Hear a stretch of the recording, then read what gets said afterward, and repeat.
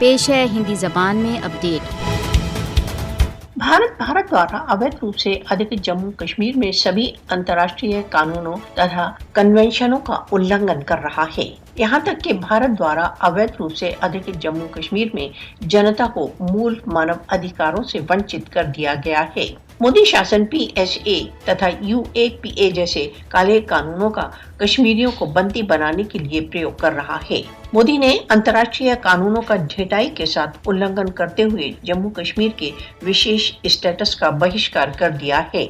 कश्मीरियों की पहचान को समाप्त करने के एक भाग के रूप में भारत गैर कश्मीरियों को फास्ट ट्रैक के आधारों पर डोमिसाइल स्टेटस प्रदान कर रहा है।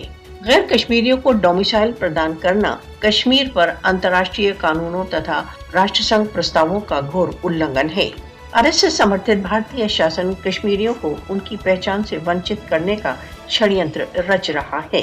भारत कश्मीर में राष्ट्रसंघ प्रस्तावों को लागू करने के लिए तैयार नहीं है। भारत द्वारा अवैध रूप से अधिकृत जम्मू कश्मीर में अंतर्राष्ट्रीय कानूनों तथा समझौतों का उल्लंघन करने के लिए भारत को दंडित किया जाना चाहिए।